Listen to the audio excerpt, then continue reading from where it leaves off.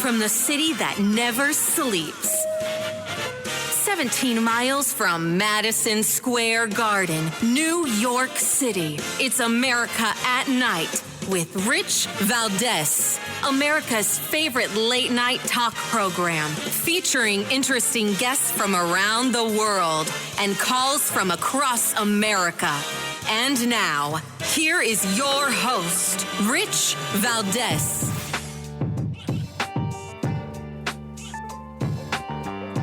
Hi there, good evening, and what's up, America? I am Rich Valdez, Valdez with an S, at Rich Valdez on all of the social media.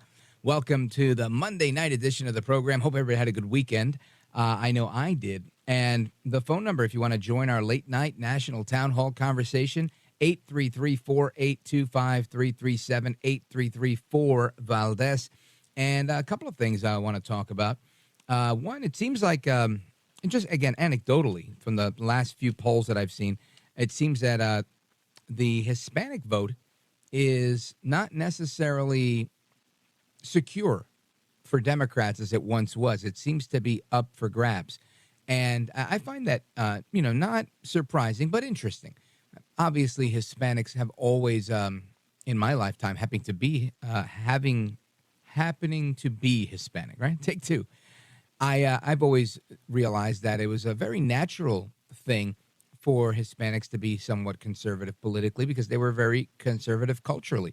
Maybe not with our dancing and some of our proclivity for flair and things like that. But when it comes to, faith and family and God, yeah, for sure. Those are, very, very important things to just about every Hispanic I know that is close to their culture. Now, those that have been 2 or 3 generations removed from wherever they came from, my parents came from Puerto Rico, and then there's me, right? I'm that next generation that was, born here in New York. There's more and more of a loss of cultural value as they have become more Americanized, if I will, right? And Puerto Ricans are Americans, but I'm just using my own family as an example. That this is something I see, and you see it as well. You go to a home in Mexico, let's just say, and, you'll still see a crucifix hanging on the wall, or a picture, if you go to a Cuban household, you see a picture of Jesus Christ hanging on the wall. And this is less so in the next generation that comes after the parents. And I don't know what to blame it on, per se, but I know that it makes sense that they're more conservative because, those are the norms. People are focused on family and things like that. So it's interesting to see that is currently the case and that these polls are all trending that way. Some are even saying that many of these votes are going to go to Trump, that Trump is gaining ground amongst Latino voters. About 3.5 weeks ago, USA Today, Suffolk University, showed Trump was ahead with 39% support amongst Latino voters surveyed compared to Biden's 34%. Then New York One, a television station, late last year, also had a similar poll. So, I mean, we see these trends, and there's been several. You've got a large poll conducted by NBC again late last year, found the same thing, that just a lot of Hispanic voters find the cost of living in the economy. Now, that's not exclusive to Hispanic voters. Obviously, this is something that is all voters, right? All voters, I think, are looking at this and saying, what's going on here?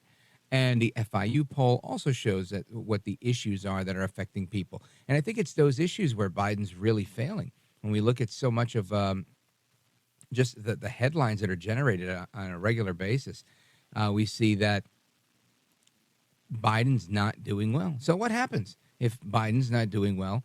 Who steps in? Of course, we've been hearing the same thing over and over and over for months. It'll be Michelle Obama. It'll be Gavin Newsom. It's my belief that it won't be Michelle Obama, but I could totally be wrong. She might say, look, for the love of my country, to protect democracy, I am going to be here to stop Donald Trump, who's a threat to our democracy. And she could say that, and that could happen. You've got Joe Manchin today saying that he's going to launch a 2024 bid with the No Labels Party if Biden has any type of health scare. Now, how do you announce something like that, right?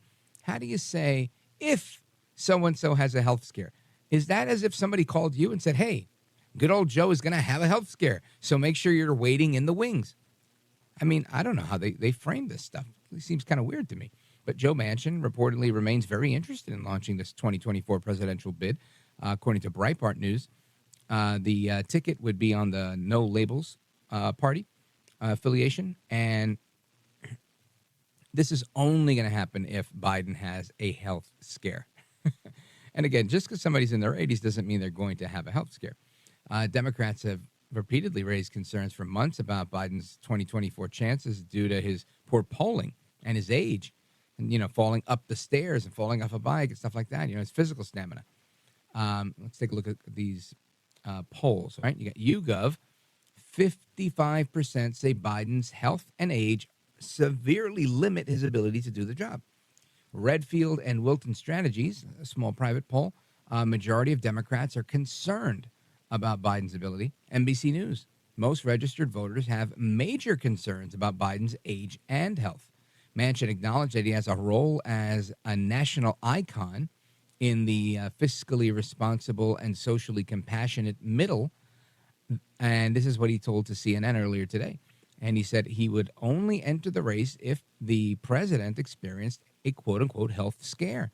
That could give him an opening to run as an independent this year. So that means he'd be positioning himself against who we think is already running, right, as an independent, which is RFK Jr. So I find that to be very interesting. How does that go? And is that just to kind of thwart some of the Democrats that would vote for RFK Jr. To kind of go for Manchin? And do Democrats even like Manchin? Right? He's from West Virginia. It's a different kind of Democrat. Anyway, the No Labels ticket, it's established itself as a bipartisan group back in March, and they're trying to affect the Super Tuesday votes and the rest of the primary, but they want to get in on time for that if they decide to run. So that leaves them about, a month and a half for them to make up their mind whether he has a health scare or not. So the No Labels leaders told CNN that they don't know if the retiring West Virginia is going to is going to run. I don't know. I don't know either. Manchin says he's not pleased with many of Biden's fiscal and energy policies, and he asked if the White House would give him a meeting to speak with President Biden about these issues, hoping to pull in more votes toward the middle. The White House obviously refused the meeting, according to CNN, but without getting him too excited, so he would go to the media. So we'll see how this continues to go. I don't know. This is one or two reports. I don't know if I believe it yet. I think Manchin's kind of hinted at this over and over. I guess the bigger question is, if Manchin does in fact run, does he make Liz Cheney his VP? Is it like that kind of party, right, where she runs as an independent, or she could? I guess she can't run as a Republican. That's already she's missed the boat. But interesting to see how things are unfolding. I mean, it really looks like a free for all. And honestly, the less people know what they're doing, and the more I see news like this, the less I truly think that Biden's able to pull off a win. Honestly, here, that would be the biggest win ever if Biden can pull off a win, with his party not believing in him, with the Republicans not believing in him, with independents, obviously Democrats waiting in the wings to run against him as independents, and even Democrat congressman that we talked about, what's his name, Dean Phillips, he ran and is running against Biden. So it seems like, and saying that the whole party's delusional. I agree with him. So I'm really interested in seeing how this stuff plays out. I'd love to know your thoughts on it. We're going to be doing some calls in a little bit, so if you want to weigh in on that, feel free, 833-482-5337.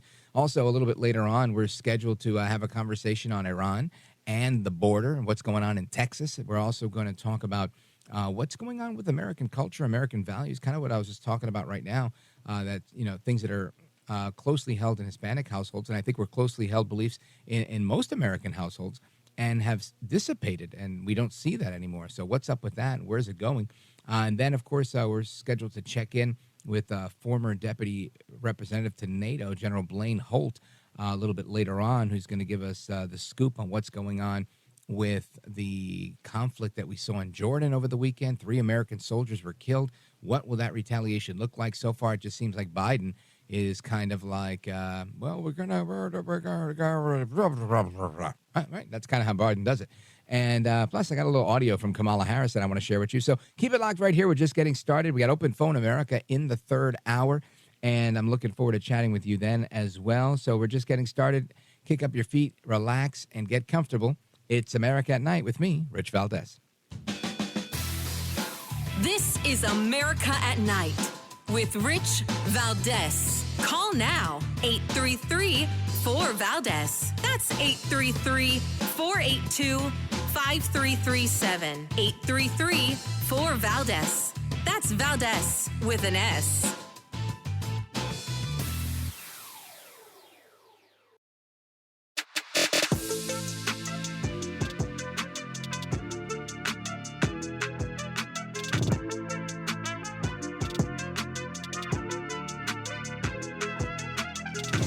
America at Night with Rich Valdez. All right, America, welcome back. And as I mentioned, I'm going to call her our least favorite vice president, Kamala Harris, and you know her well. We talk about her here on the show pretty often.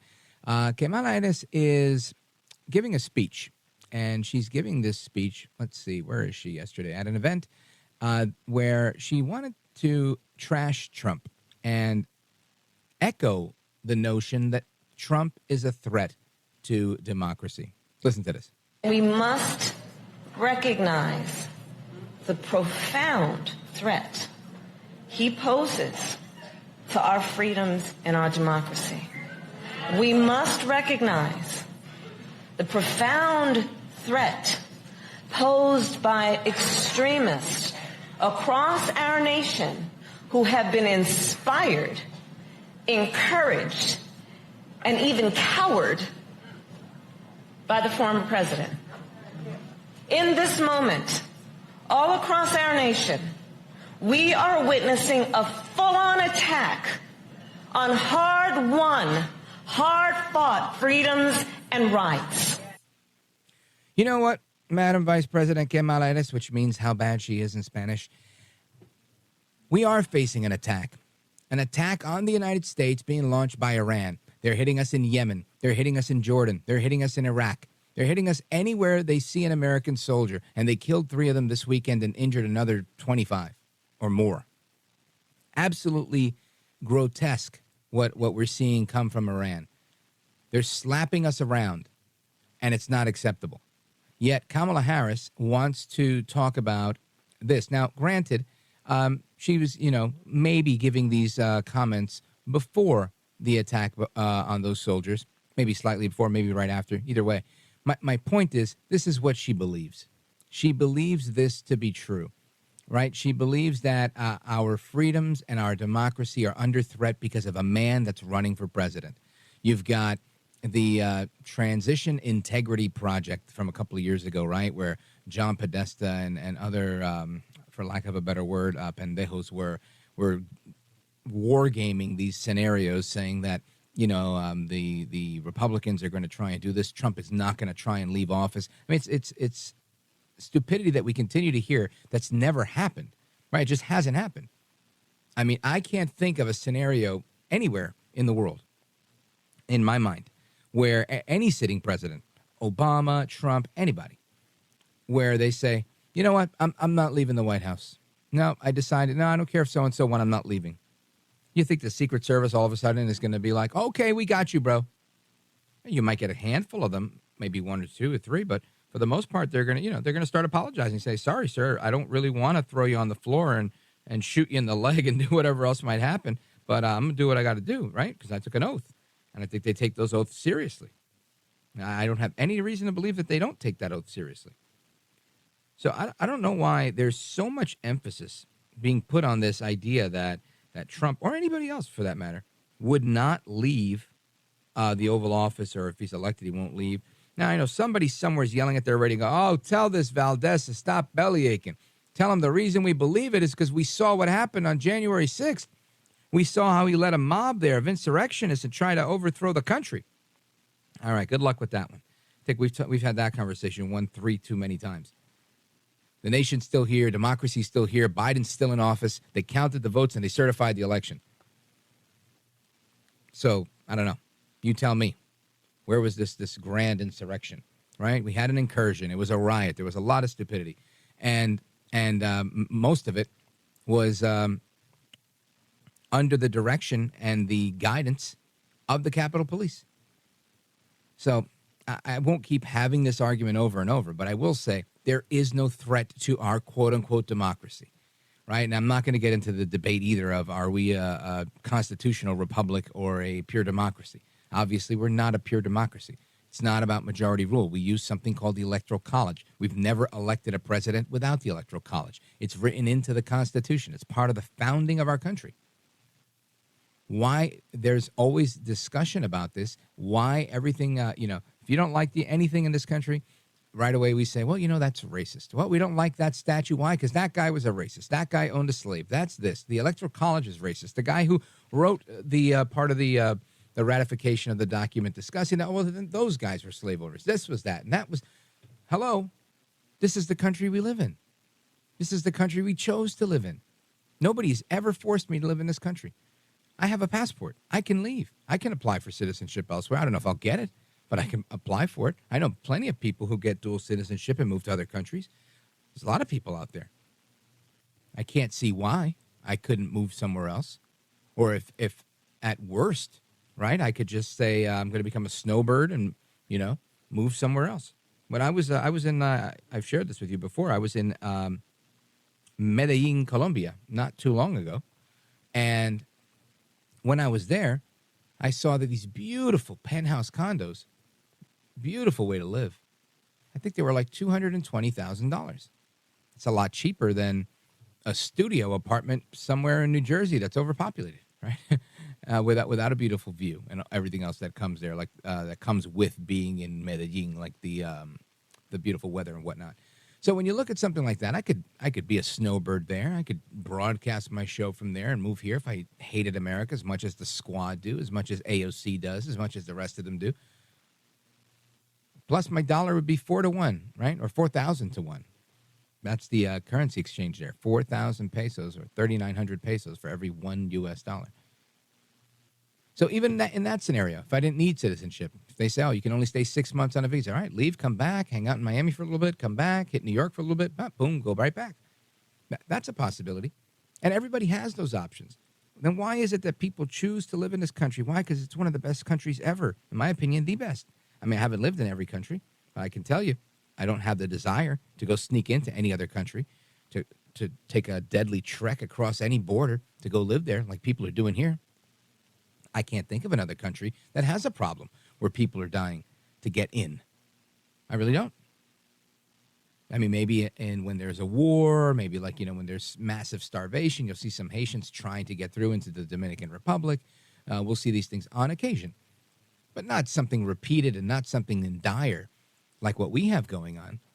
But yet Kamala Harris, the vice president, she says we must recognize the threat posed by extremists who have been encouraged and even cowered by Trump. That's what they think. They think people that are on Trump's side because they're afraid of Trump. They think people are on Trump's side because they've been encouraged. I'm not encouraged. I'm encouraged by what Trump offers, not because he's encouraged me to support him. People want their country back. People want America to be the best that it can be so they can leave this country better for their children and the next generation than it is now. From every possible point, that's all people want. And right now, Trump seems to be the best option for that. Keep it locked right here, folks. Rich Valdez coming right back. Your calls and more straight ahead.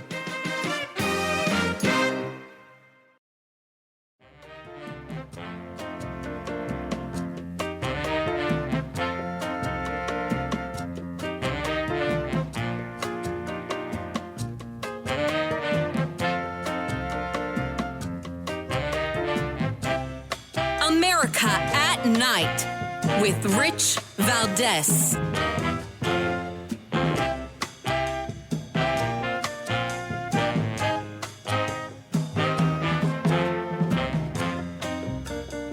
Judge Anna Reyes called Little John's crime the biggest heist in IRS history and said he deserved the maximum sentence she could impose, in part because he targeted a sitting president and thousands of others. The judge compared Little John to January 6th rioters, saying that he took the law into his own hands because he was convinced of his own righteousness. She called what he did an attack on our constitutional democracy. Now, the Justice Department said that Little John went to great lengths to cover his tracks as he queried IRS databases and downloaded that confidential material, though prosecutors did not explain exactly how he was caught. For his part, Little John explained himself by saying that he felt taxpayers deserved to know how easy it was for the wealthy to avoid paying. He said he fully expected to be caught, and he did apologize to the court, but he also made clear he believes he did something that he believes was in the public interest. So that is the story about this IRS contractor. Didn't even fully work for the IRS. He was a contractor for the IRS that decided, you know what, I am going to leak Trump's tax returns way back when, a couple of years ago, I guess. And he finally got locked up for it. He was sentenced to 5 years in prison today. Judge Anna Reyes, as you heard in the comment, she condemned Mr. Little John's actions when she was giving the sentence and saying that the leak was an intolerable attack on our constitutional democracy. I think I agree with that. I mean, the minute that becomes something that you're allowed to do without going to jail and paying a fine is the minute that we'll do it with everybody. Every last person, every last judge, everything, right? It's a incredibly slippery slope. Of course, some will say, well, as long as you're doing it to Trump, it's okay. But for anybody else, no, it's not good. The press, this is a quote that I want to read to you from the judge. The press tells us democracy dies in darkness. It also dies in lawlessness, she said. There are numerous lawful means to bring things to light. Trump was under no obligation to expose his returns. People could vote for someone else if they didn't like him. They could run against him if they didn't like him. Yeah, good point, Judge. That's what I say here. Let the guy run. Let him do his thing. You don't have to keep singling him out and intentionally doing things to hurt this guy that are illegal. Federal prosecutors say that Mr. Littlejohn sought his job as an IRS consultant specifically for the purpose of leaking Trump's tax returns back in 2019. Littlejohn had done work for Booz Allen Hamilton. I think they go by Booz Allen now, from 2008 to 2013, but he returned to the company as an IRS consultant in 2017. Prosecutors say the career move was meant to grant him access to private tax information that would allow him to leak Trump's tax returns. The DOJ says Littlejohn considered Trump to be a threat to democracy. Look at that. Now, Mr. Littlejohn weaponized his access to unmask taxpayer data to further his own personal political agenda, believing that he was above the law. Prosecutors alleged this during the trial, and I think they're right. If you go and get a job just to do the wrong thing, shoot, isn't this what the CIA does or foreign intelligence agents do when they come here and they pretend to be part of a think tank? They pretend to be professors. They pretend to be part of the media, and all to just topple what we're doing or to provide information and context to advance the agenda of their government and who they're rooting for, which clearly is an enemy of America. I mean, to me, this sounds more along the lines of treason than it does just leaking confidential IRS data. But again, at least the guy gets 5 years in jail. You know, it's better than the usual. Well, we didn't find anything wrong. He's gonna slap on the wrist. Now, he did plead guilty, and the judge continued, a free press and public engagement with the media are critical to any healthy democracy. But stealing and leaking private personal tax information strips individuals of the legal protection of their most sensitive data. Yeah, I agree with that. Judge Reyes echoed the prosecutor's words when handing down the sentence, saying that Littlejohn had clearly concocted a long-term plan to violate Trump's privacy. He did not make a snap judgment. He made a series of decisions. This court cannot let others view this conduct as acceptable. I need to send the strongest possible message that we are a nation of laws, Reyes said on Monday. And again, this is according to a piece in Fox News. Trump's campaign did not immediately respond, but obviously this is a win for Trump, a loss for America. And I guess a win for America in the sense that we had some justice. It just didn't go far enough. But it's absolutely insane to me that we're even in a place where this happens. I mean, maybe that's my own naive approach to things, that I think people should do the right thing, right? I don't wake up any morning and say, I'm going to go get a job and pretend to be this and pretend to be that. But maybe that's exactly what Americans need to do, right? Not to violate the law and like this guy did, but maybe to be Trojan horses, right? Maybe every last conservative that gives birth to a child, let them pray that that child gets a job in the media, gets a job in higher ed, and gets a job in one of the establishment industries that the Democrats have and can begin to topple them from the inside out. We don't typically think like that, but maybe that's how we need to think, because clearly the other side's thinking like that toward us. And truly, that's the only way to fight a fight, right?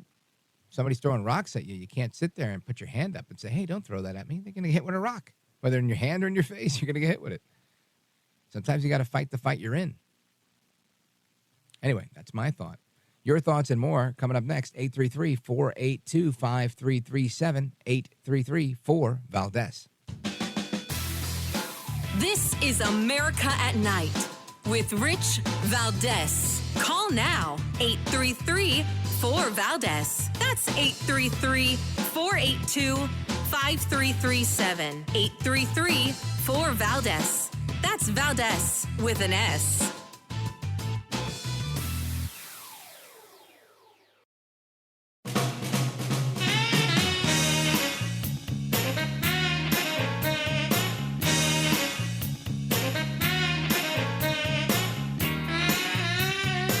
Well, thank you, Rich, and thank you for everything. I know you very well, and I listen, but I have a lot of people that listen, and they love your show, and I appreciate it very much. America at Night with Rich Valdez.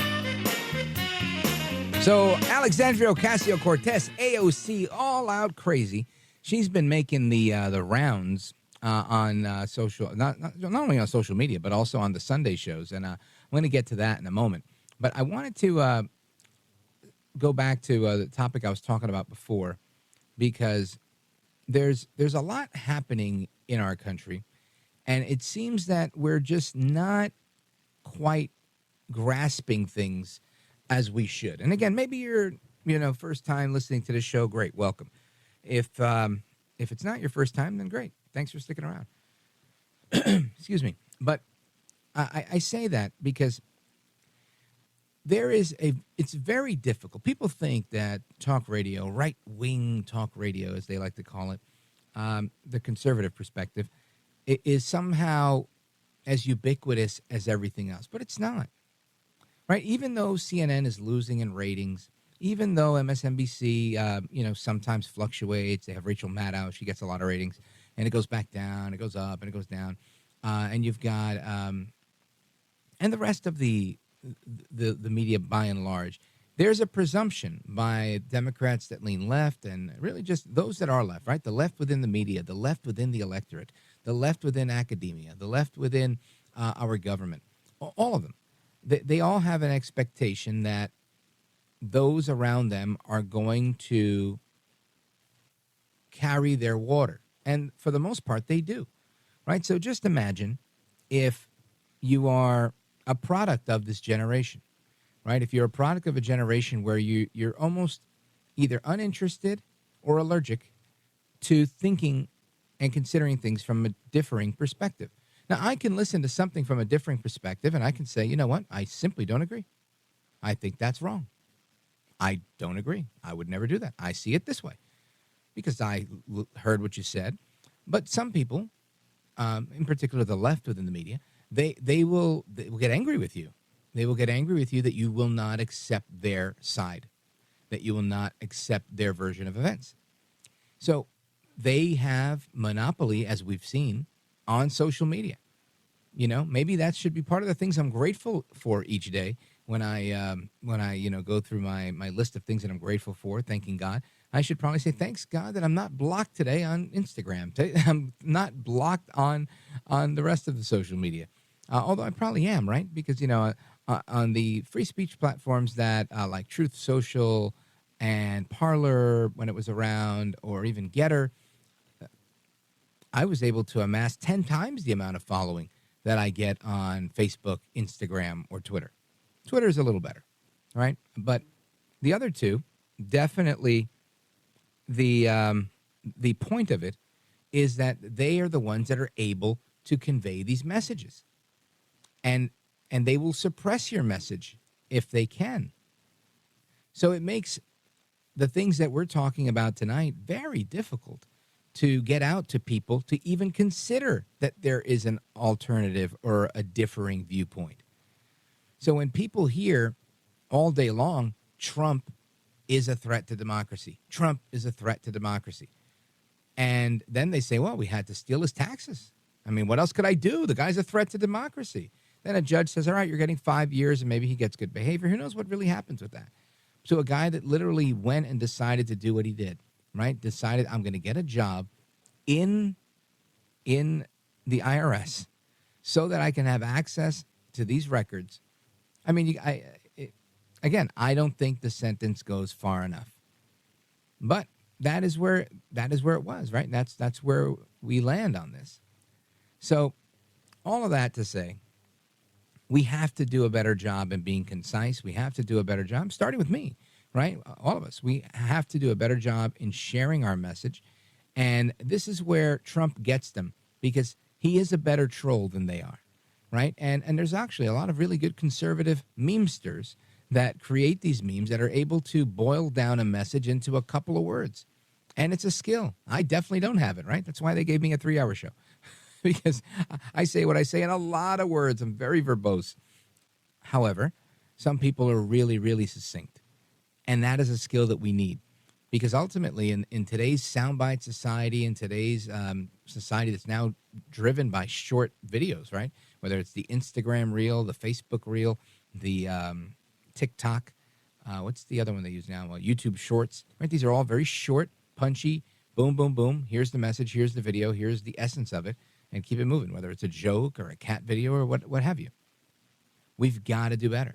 We've got to do better in being able to show people why that Trump and really forget Trump. Really, it's not about Trump. It's about a message of liberty. It's about a message of our Constitution, of our founding principles, our founding documents, what this country was started on. And they'll say that's exactly the problem. It was started on racism. There may have been racists among us. But I'm not defending racism. I never would. But when you have a good part of the world in that time engaging in the slave trade, it's not something that we started in America, that's for sure. America didn't start slavery, but it sure did stop it. It sure did fight a war over it. It sure did make sure that we don't do it anymore. Right? Those are all facts. We did have redlining, but we don't have it today. Now, of course, somebody's going to argue and say, yeah, but we still do. Just look at the policies. Look at how it goes. No. I would argue no. I would argue that there may be instances of these things and maybe even remnants it's hard to even think of an example of a remnant of something. Right? I would say you'd have a better chance arguing that there are remnants of laws designed for straight people and not all people, right? There was a law back probably about 20-something years ago now where I think it was in Texas. There was a local ordinance that said that it was illegal for anyone to engage in sodomy, right? That's how old this law was. And again, I don't necessarily argue this law. I just think it's overreaching for the government to tell you that. And of course, somebody will say, yeah, but you're okay with being pro-life. I am okay with being pro-life. Nobody's dying, right, because of nobody's losing their right to life because of sodomy. But back to my story. My point is, you have that law. Somebody could say, well, that was a remnant. That is a remnant of something that exists today that is outdated. Well, maybe you're right on that one. Maybe. But when it comes to saying that we promote racism, I would say the only racism being promoted structurally or systemically are failing schools that we don't allow to fix, that are run by the same people that are failing in those schools. Right? If you find me a failing school district with a white superintendent, and I'd say, well, maybe this white Democrat, I can guarantee you, is failing you. But my experience has been, when you go to these neighborhoods, you've got a superintendent of color, just like the community. That's usually a Democrat. So then who's really failing the community? Who's really failing the country? Who's really failing these children? And is it racism if it's coming from someone of the same race? No. These are structural issues. It's systemic corruption, not systemic racism, systemic corruption. They've created a system, institutionalized corruption, where they can always do what they want to do. They've institutionalized power so that they can do what they want to do with whomever they want. And by they, I mean the Democrats. All right, folks, I'm coming right back. I'm getting the signal that I have to take a pause. The phone number, if you want to weigh in on this, 833-482-5337, 833-4-VALDEZ. This is America at Night with Rich Valdez.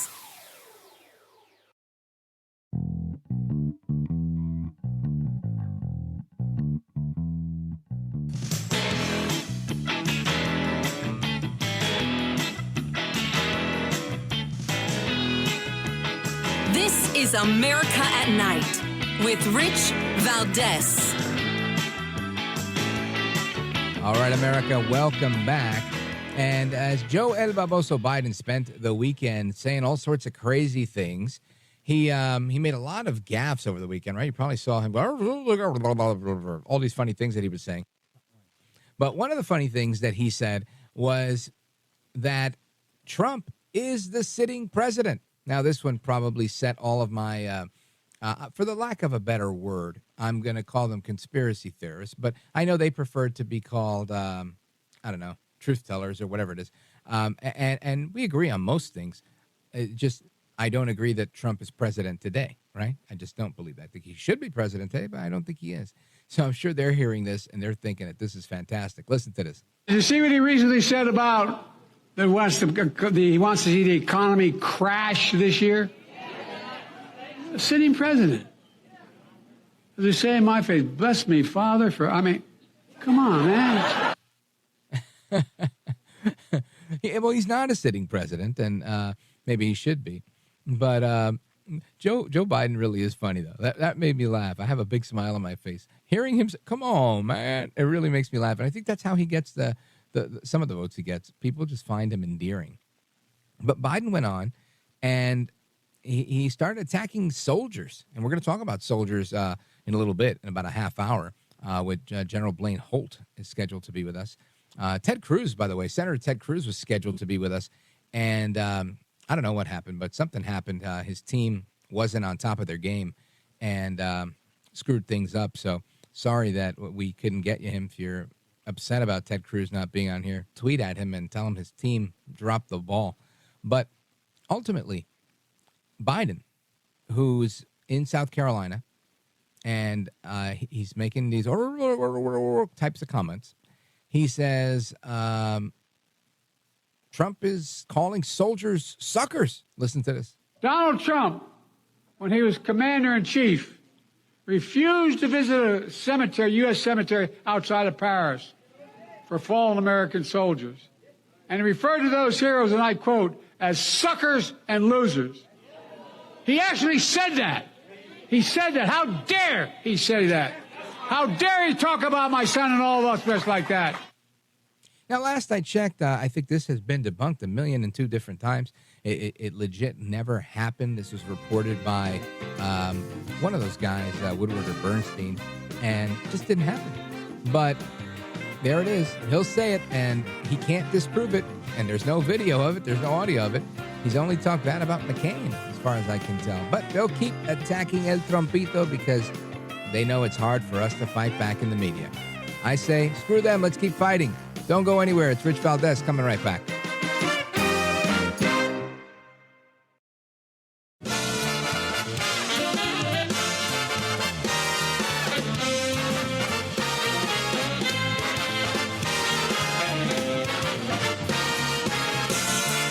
Live from the city that never sleeps.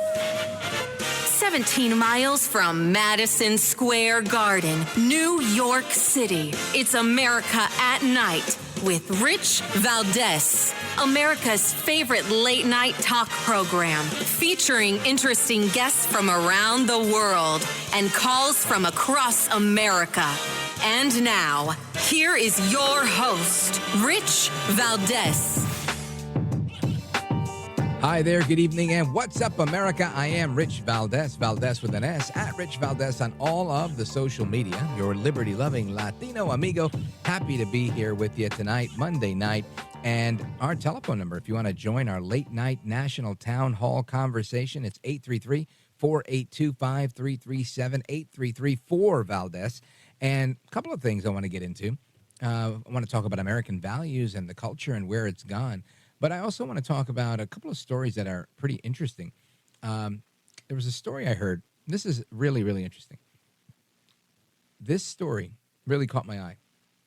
A woman has a husband. He gets a traumatic brain injury. He's, wheelchair bound. He's not well after this. She gets divorced, marries a guy, and her and the new husband care for the old husband. Fascinating story. I want to talk about that a little bit later. I've also for days been wanting to talk with you guys on open phones about how you get along with your in-laws. So we're going to do that at the midnight hour, at the top of the next hour. I also want to remind you about some of the things that are going on. Joe Manchin says he will run against Joe Biden if, keyword if, there is a health scare. You also have an overwhelming majority of states siding with Texas over Biden in the case of the border dispute. And, of course, it makes sense. Biden's hiding behind federalism because federalism works when you're doing your job. But when you're not doing your job, we've got a problem. And this is why I've said for a long time, like right now, rather than talk about the big guy, rather than talk about Joe Biden and Hunter Biden, really, that's very convoluted. Right now, the number one issue, at least according to the Harvard-Harris poll, is the border. Trump got elected in 2015 on the border. So why are we putting so much effort into proving how corrupt the Biden crime family is when we could easily say, you know what, Biden is not doing his job to protect the nation, and we're going to impeach him for that? I'm hoping somebody has an answer for me on that because I think that's the way to go. Of course, there's political pressure building on Biden to strike Iran because they just killed 3 soldiers over the weekend and hurt another 25 plus. Very bad news. We're also hearing stories now about the American trucker convoy that went down to Canada, and they've been in a few places since the last couple of years. Well, now they're headed down to the southern border. And good for them because they bring a lot of eyeballs, a lot of attention, and a large impact with all those big, big, big trucks. So good for them on doing what they have to do. I love it when we see citizens doing what they can within their power, right? Most people, I would say, complain.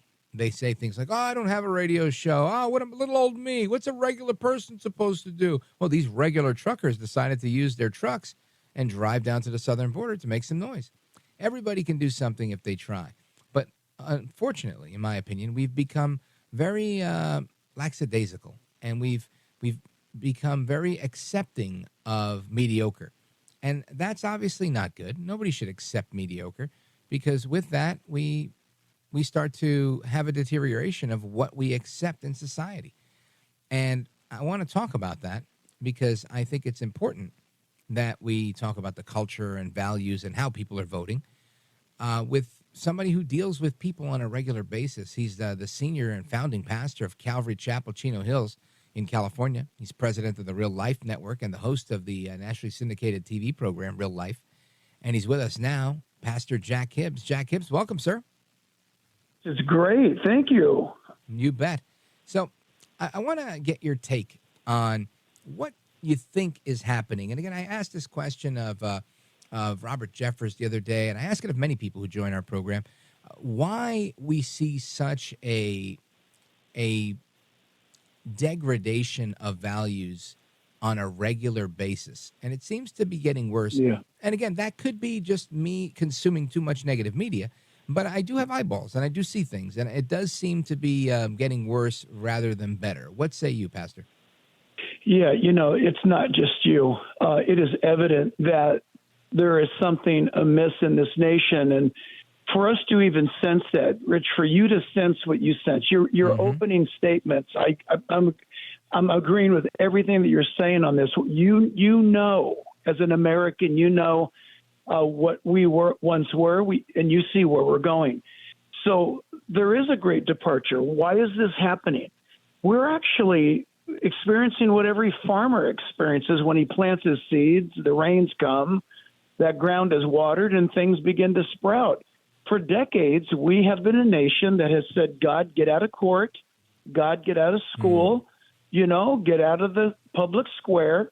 We tell our kids that they're nothing but an evolutionary byproduct. And then, they shoot up the place, or our country goes amiss, and people are scratching their head and asking the question, why? And yet in the Bible, the answer is there. If people want to know what's going on in America and what's going to go on in America, they can take a lesson out of God's playbook. It's Deuteronomy chapter 28. Rich, you could read it tonight and you would be shocked. It sounds like tomorrow's newspaper. It talks about borders. It talks about those invading Israel from foreign lands, speaking a language that Israel cannot understand, that their homes will be taken captive by foreigners, and that their women will be raped and pillaged. And it goes on, and it sounds like what's going on in our day. So, again, sad to say, I'm born and raised in San Diego, California. I love America. I love California. But I got to tell you, man, this is not the nation I grew up in. But when I read about my founding fathers, they wouldn't recognize this country today. They never envisioned this nation being as godless as it is. And that's why things are happening. We've told God to get out. My concern is, did he listen to us? Did he get out? I hope not. That's why I love preaching the gospel. It's eternal hope. We're seeing people come to Christ every week. During the COVID period, we baptized over 3,000 people at the beach. So there's hope on one side, but nationally, we got to get our act together. We got to get back to God. Amen to that, Pastor. Folks, we're on with Pastor Jack Hibbs. He's the author of Living in the Days of Deception. That's D-A-Z-E, Days of Deception, How to Discern the Truth from Culture's Lies. And I want to get into some of that content from the book when we return, because I think it's where we are. Kind of like what you were just saying, Pastor. Reading from Deuteronomy is kind of like reading the news from tomorrow. And I think you couldn't be more accurate on this. And the good news is that we have that as a template, right? We have the good news that we can refer to, and we can draw our hope from that. And it tells us ultimately how the story ends, and it ends with a win for all of us. So we're going to continue our conversation with Pastor Jack Hibbs. We're going to discuss his book, Living in the Days of Deception, How to Discern Truth from Culture's Lies. Straight ahead, don't go anywhere. This is America at Night with Rich Valdez. Call now, 833-4-VALDEZ. That's 833-482-5337. 833-4-VALDEZ. That's Valdez with an S.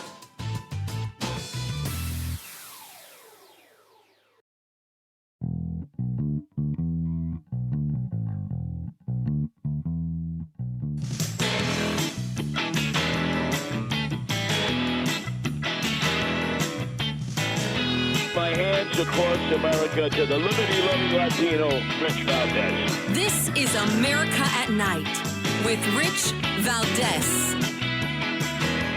All right, familia, welcome back, amigos. We are on with Pastor Jack Hibbs. You could check him out on his website, by the way, jackhibbs, HIBBS.com. He's the author of the new book, Living in the Days of Deception, How to Discern Truth from Culture's Lies.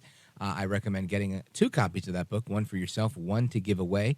There's always somebody who could benefit from those things. And Pastor Jack Hibbs, tell us why you wrote the book. Obviously, you're a truth teller. You're out in the pulpit preaching every week, doing what you do. But why bring this particular message of the culture and the lies that are immersed in our culture to the masses? Yeah, first of all, it comes out of the very DNA of our church. We've been a church for about 35 years and started with 6 people, and we've got about 15,000 adults on a Sunday. Why? Because we're a church that not only teaches the Word of God, but it's important to us to go do it. So we're heavily involved in the culture. And for example, voter registration, you can do it 52 weeks a year at church. We get involved in propositions. We have, talk about the elections. We've got people, we will interview them. We'll bring them on stage who are running for office. That said, we are a church that has been baptized into many areas of not only spiritual deception, but cultural deception, political deception. And when you think about it, because much of our ministry life is dealing with people, so many people are succumbing, Rich, to the lies of either social media or people who no longer see any value in truth. So I did a sermon series called Living in the Days of Deception. And the wonderful people at Harvest House Publishers listened to that, and they asked if I would write a book about it. So did that, and it was really their vision. I just did the message, and they said, can you write? And I said, let's do it. And we're really happy. As of tonight talking with you, it releases on February 6th, but it's already been 4 times on Amazon #1. So we're very delighted. People want to know. That tells you something. People feel. Right. And notice the title, DAZE. People sense that they're in a fog. No matter who you don't have to be a Christian to figure that out. People are scared. People are wondering what's going on. So the book addresses the issues, but brings hope in every chapter. Oh, I love that. I think this is part of what I try to do on the show here, and definitely not delivering the gospel per se, but I just try to make sense of what's going on and try to not hate the other guy, right? I may not like Biden or a lot of the Democrat policies, but I definitely don't want to launch a civil war against them, because I think we all have to coexist, right? And at the end of the day, there's 2 commandments that we can take away from the New Testament. And it's love God and love people. And if I aspire to do those things each day, then, I can't sit here and beat up the Democrats. And I do. I beat them up. But I can't hate them. Well said. And, here's the bottom line. And, again, this is part of the age of deception, the world we live in. If you and I love somebody, Rich, if your doctor cares about you, for example, he's going to tell you that this is what's wrong. He doesn't hate you. He wants you to live longer. So listen, when we love people and there's something amiss, if we speak the truth to them in love, that to me is a greater manifestation of somebody really caring for me and about me. They might say something that might hurt my feelings, but the end result is something that's really good, versus a culture that has been somehow dupified into thinking, well, your truth is your truth, my truth is mine, and everything's fine and we'll just get along. Thank God brain surgeons don't think like that. You can't really live like that. So when we love people, we need to love them enough, like our children, to say, listen, you cannot lick the wall socket and survive. So no more licking wall sockets. You can't. I love you, but I'm going to take that fun away from you. That's love, Got to act it out. Yeah, I agree with that. Folks, we're on with Pastor Jack Hibbs, and we're talking about his brand new book, Living in the Days of Deception, How to Discern Truth from Culture's Lies. Now, Pastor Jack Hibbs, I know there's a lot of people that are listening right now, and they're thinking, you know what, I'm going to get a copy of this book, and I'm going to urge them to get a second copy to give it to a friend.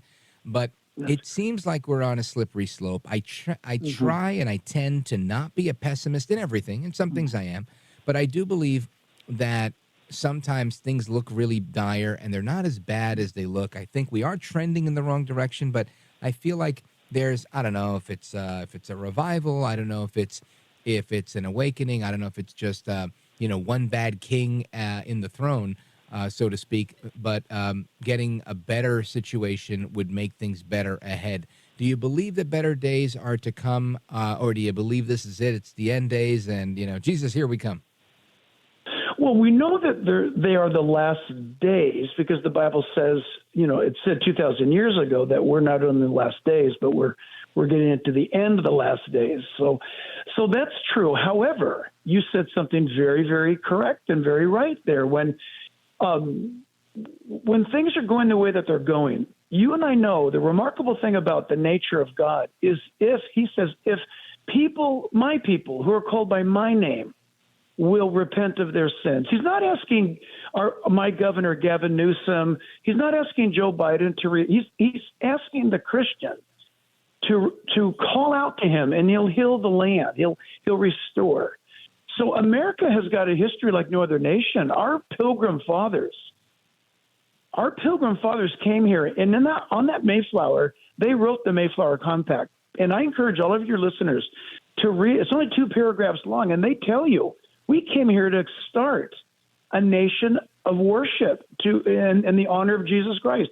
You can read the Mayflower Compact. That said, God gives us the kind of leaders we deserve, and that is a historical fact. The thing is, if we seek God and say, Lord, we've sinned against you, we want you back in our lives.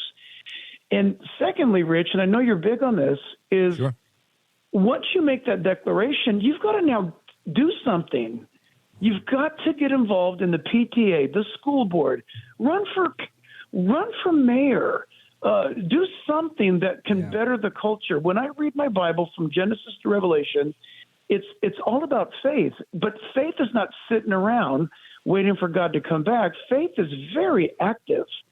And so it looks tough out there, but I'm praying that good people do the right thing. And obviously we're in election season. Will people vote, for example, pro-life? Will they? That will honor God. There's a lot of issues, but God says, I will not bless a country that sacrifices children. Well, what if we stopped doing that? What if we started voting for candidates that were pro-life? That's a great place to start right there. Voting your values. And, you said something that was really important. I'm going to do it right now publicly. I'm repenting because I am so fearful that Joe Biden will stick around. So if that's what it is, I'm calling on the Lord's name because we need better. We do need better. And, Pastor, I want you to take the next 30 seconds or so to let everybody know how they can follow you, how they can find you, and how they can keep up to speed with the work that you're doing. Yeah, Rich, thank you so much. We're simply at jackhibbs.com. That one stop takes you to all of the various ministries that we're involved in. And there's live streaming 24/7. This is kind of fun, Rich. We got canceled so much during COVID because we kept our church open. So what we wound up doing is we wound up starting the Real Life Network. You can get it on any of your app providers. It's 100% free. Here's what's fun. God so provided that it's Bible teaching by all kinds of great Bible teachers, great character-building content. It's free for the subscriber, and it's free for the broadcaster. God paid the bill. It's a huge platform. It's only 7 months old, and we're approaching 500,000 people who have subscribed for free. So I encourage everybody to go there. And again, we're on radio stations nationwide.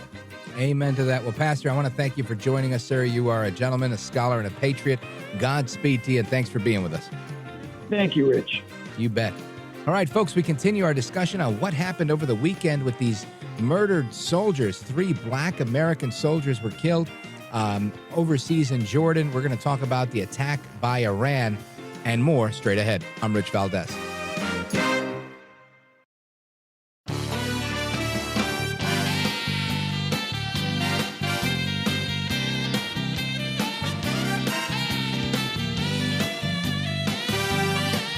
I want to listen to you, Rich, all the time. America at Night with Rich Valdez.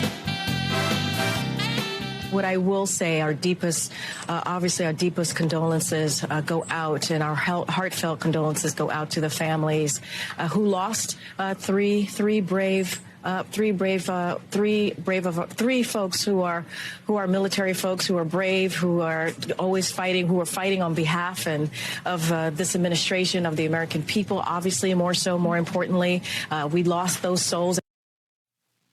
That, of course, is Karine Jean-Pierre, White House spokesperson on MSNBC today, struggling to give condolences to family members killed by Iran. To 3 folks, she says. These were 3 soldiers, U.S. soldiers, all happened to be black. I saw a photo of them today. Not that it matters, what color they are, but just, for the sake of making the case that she just has 3 folks and kind of makes it plain, yet there's no outrage by BLM or anybody else like that when this happens, but there is in other situations. And this seems to be taken. They seem more concerned with how Iran is responding than how Americans are going to respond.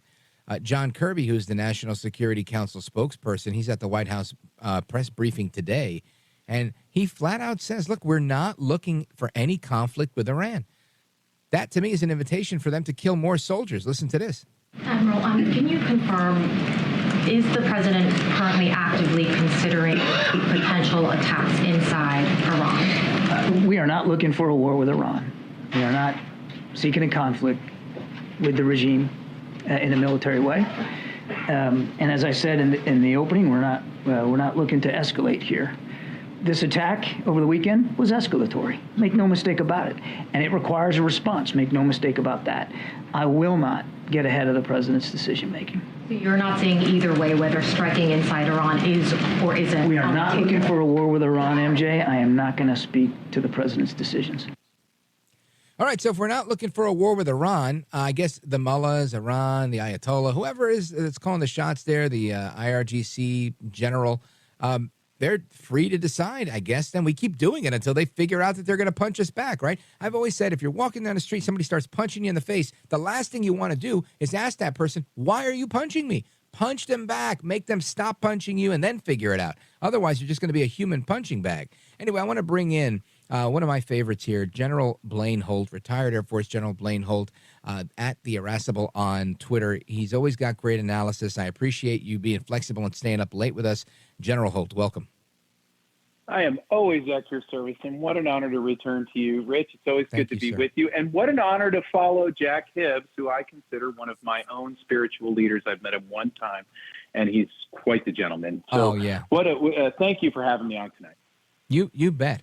You bet. And I really want to get your take on this because I don't know. Maybe it's a knee-jerk reaction for me. I tend to feel like I'm a broken record a little bit because I think, oh my gosh, I was arriving at Newsmax on Sunday, right as this was happening, and a mutual friend of ours, Brian Leib, was leaving, and I walked in, and as soon as I get into the green room, I see that all the stuff about the border and everything else I was scheduled to talk about was preempted by these soldiers that were killed.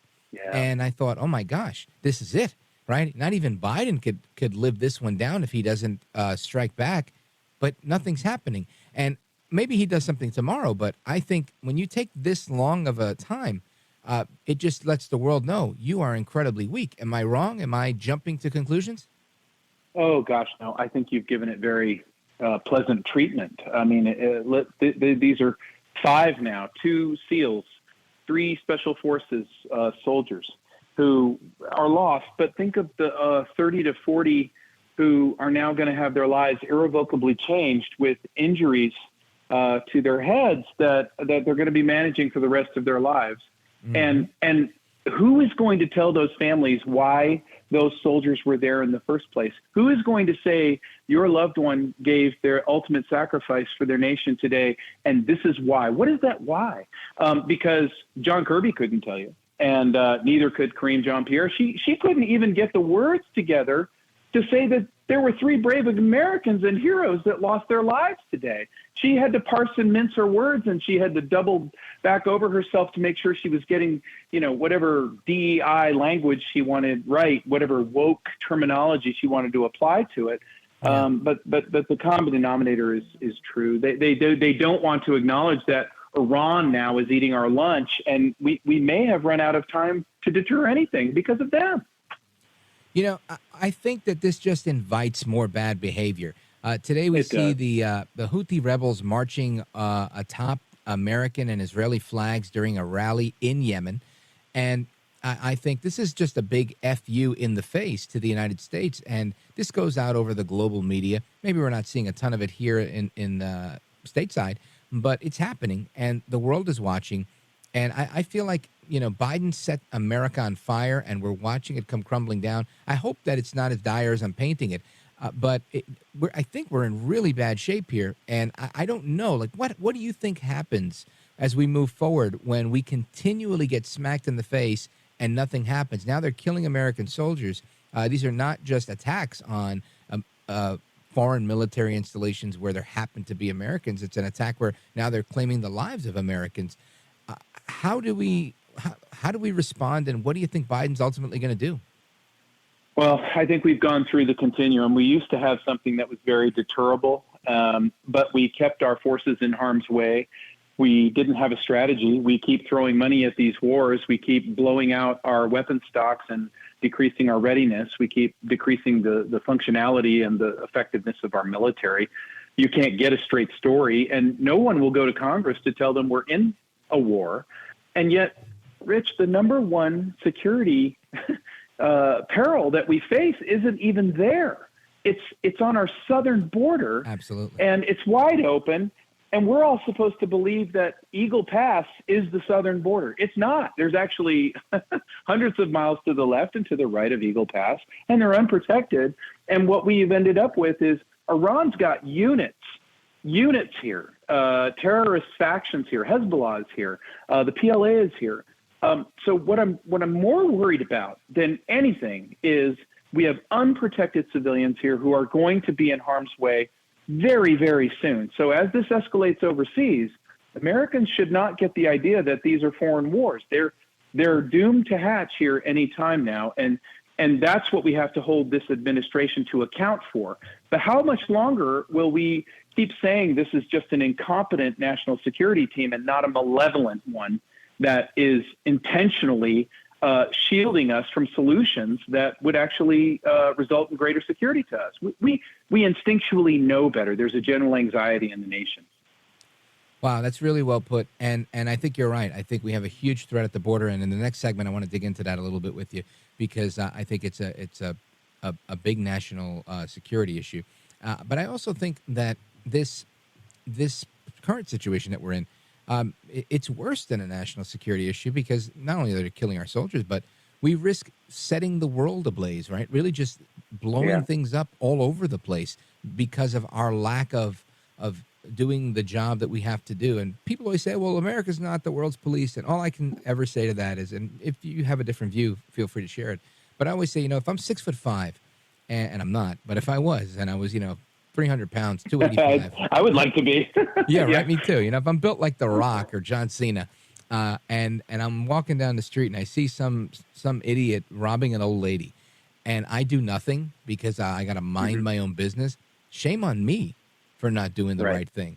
And I feel like this is what we're doing. And on top of that, we're not just turning a blind eye. We're like, hey, do you need money for your war? All right, I got you. You too? I got you too. I got both sides.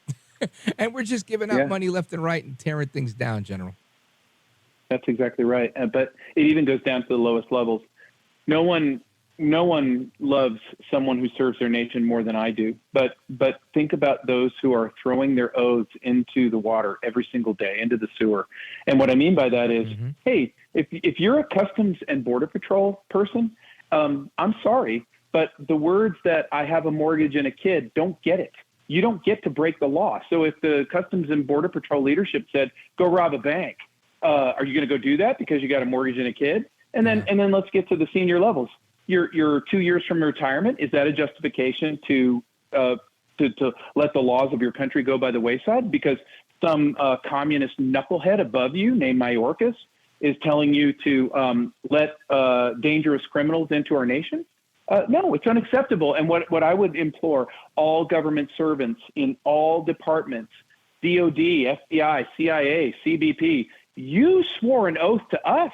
You swore an oath to serve the people. Well, then do it. Then uphold your oath to the Constitution, because if you don't, I can promise you, those of us who are retired veterans and those of us who are retired from these agencies, we will never forget you. We will never forget that you broke that oath. Americans, uphold your oath. Folks, we're coming right back with retired Air Force General Blaine Holt. Don't go anywhere. This is America at Night with Rich Valdez. Call now, 833-4-VALDEZ. That's 833-482-5337. 833-4-VALDEZ. That's Valdez with an S.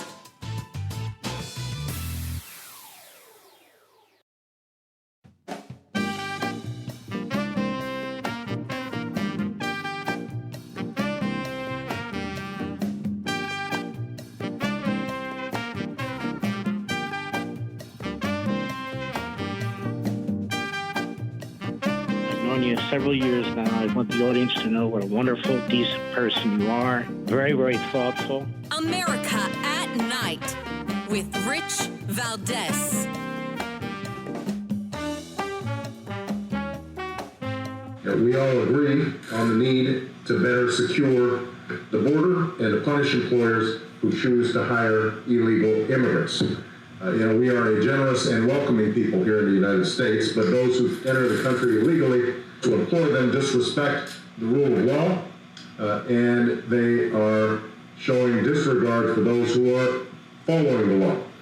We simply cannot allow people to pour into the United States undetected, undocumented, unchecked, and circumventing the line of people who are waiting patiently, diligently, and lawfully to become immigrants in this country. So, folks, if you're thinking, oh, my gosh, are they playing a deep fake on the show? No, we're not, folks. Welcome back. It's me, Rich Valdez, our guest, retired Air Force General Blaine Holt. And that was the voice of former President Obama when he was a United States Senator back in 2005. And he said we cannot allow undocumented illegal immigrants to come into this country. It poses a national security threat. That was Barack Obama. And whatever they tell you, it's all a bunch of BS, right? There's nothing that's changed except for getting more of these people and more people allowing this to happen that has changed that situation. You can't say, well, that was then because back then. No, nothing's changed. Nothing has changed that would change one's position on that, except for one being in cahoots with having an open border. And this, to me, is proof positive that Joe Biden is to the left of Barack Obama. And here we are today with Nancy Pelosi saying, no, but the problem is we're trying to make a deal. We're trying to come up with a border deal. And Trump saying, listen, forget the money, forget Congress. Biden has the authority to shut the border. Let's get this thing done. Where are we, Blaine Holt? Never, never, never listen to their words. Always watch what they do. Mm-hmm. Because if you just listen to their words, you think, oh my gosh, the sun is shining, the rainbows are out, the unicorns will come down anytime, and it'll just be lovely.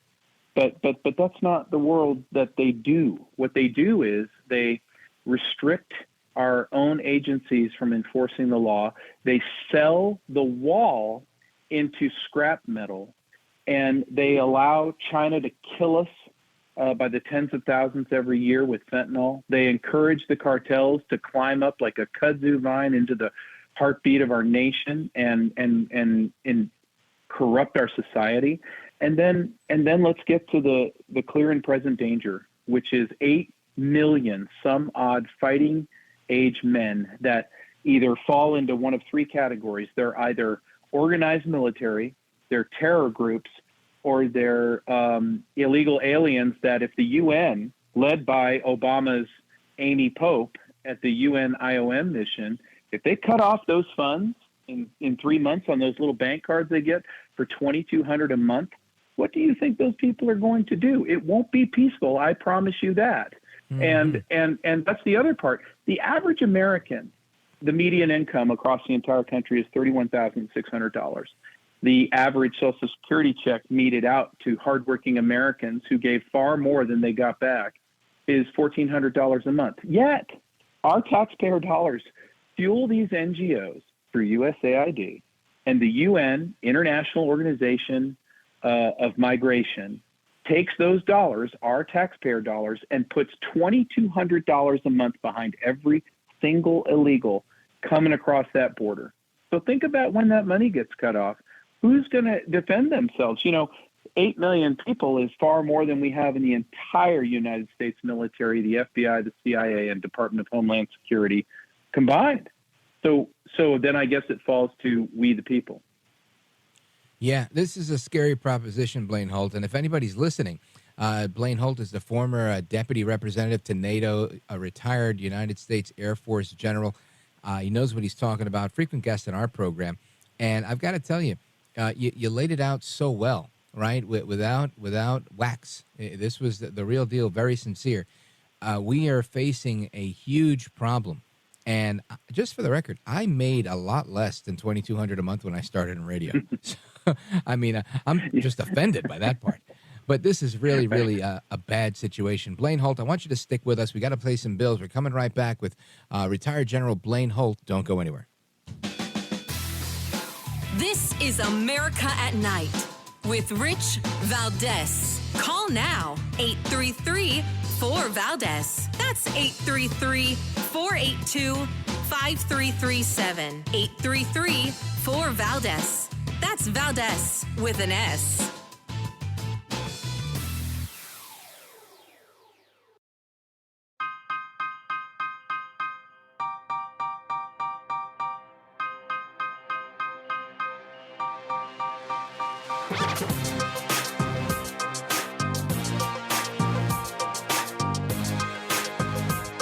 America at Night with Rich Valdez. So you've got Senate Democrats saying that Trump is trying to preserve chaos at the border. Go figure. Trump's not even president. Then you've got Republicans saying, look, we should consider letting in, 5,000 a day. You had Jay Johnson, who was the DHS secretary during the Obama years, who said that something like, I don't know what he said, was 100 a day or whatever. That number getting that high, 500 a day would be absolute insanity, chaos, a disaster, I think is what he called it. And here we are with a proposal saying that we should go to 5,000 a day because, we recently had 10, 12, or 13,000. And they're saying, well, we'll bring that down to 5,000. I mean, it's absolute insanity what's being proposed here. And you've got a rift between Republicans because they're dying to give money to Ukraine. And some of them are saying, we've got to do this, we got to do that. And we've got to get to the bottom of this. General, I don't know where we go from here. What do you think? Yeah, look, these are very good points, and I think when you have a very bad disease, you've got to have tough medicine, and we've got to save the republic now. So these foreign wars that the Biden administration, through fecklessness or a lack of strategy or even malevolence and corruption, that we've got to get out of them. We've got to walk away from those. We have a country to defend now, and we're on our way to sleepwalking into potentially a global conflict and maybe a civil war. I love it every single time that President Trump says mass deportation, because it's not about some on the Hill and in the swamp. They think that there's some silly idea that you can compromise on numbers and, hey, look, we got a great deal because only 7,000 are coming in across the border every day. But what if 6,000 of them want to kill you? It's really, really time to not negotiate or compromise. It's time for reasonable Americans to stand up and say, look, this is enough. We're going to have to protect our nation now. So bring the forces home, do what's prudent overseas to wrap these things up, and then let's do the right thing here at home and let's save our country. Amen to that, Blaine Holt. I agree with that. Folks, we're on with former General Blaine Holt, U.S. Air Force retired. You see him on Newsmax, and you can catch him on Twitter at The Irascible. His commentary is always on point. He's got a column there as well. Check him out at newsmax.com. General, you're a gentleman, a scholar, and a patriot, and we're all thankful for your analysis. Thanks for being here. Hey, thanks so much, Rich. You bet. We'll be right back. I'm Rich Valdez.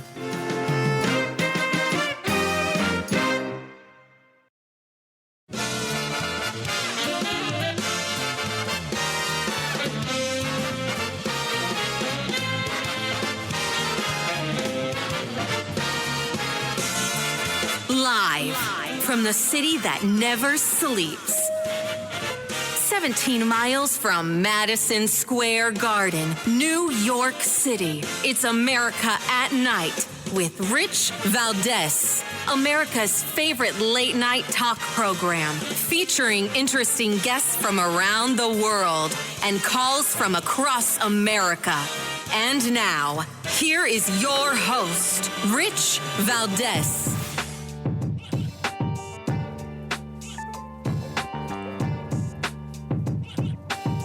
Hi there, good evening, and what's up, America? I am Rich Valdez, Valdez with an S, at Rich Valdez on all of the social media. And I want to welcome you to that third hour of the program. It's Monday night. Welcome back. Hope everybody had a great weekend. If you're just tuning in to the third hour, welcome to the show. Give us a call, 833-482-5337, 833-4-VALDEZ. And I want to discuss a couple of things. We talked about a lot of heavy topics earlier in the 10 o'clock hour, then the 11 o'clock hour. Again, I'm in New York time. If you're tuning in a little bit later because your local station carries us on a delay, then, whatever time zone you're in, that's cool. I'm cool with that too. And I want to just discuss a few things, right? We talked about the big border issue that we had over the weekend. There was some leaked information, I think, on Friday. They continue to go back and forth over a deal. Now they're saying it's all Trump's fault. Somehow it's all Trump's fault. We're going to get to that straight ahead. And then there was a clip from Dana Carvey. I was with some of my buddies, and they were busting my chops. And they were like, hey, have you seen that Dana Carvey clip? It was from a while back where he's impersonating Biden. And I thought to myself, no, I don't think I've seen it. And I watched it, and, man, I was just so blown away by it. He's so funny. And he did such a good job. It was very, very funny. And I said, you know what? Let's play that on the show. Maybe that's a good way to start the show so we could have a little humor in the show, and then we can get into everything else that's going on, all the heavy stuff. Take a listen to this Dana Carvey. Have you noticed that Biden's got a little feistier lately? Because when he first came out, he was like a soothing grandpa offering you butterscotch from his coin purse. Right?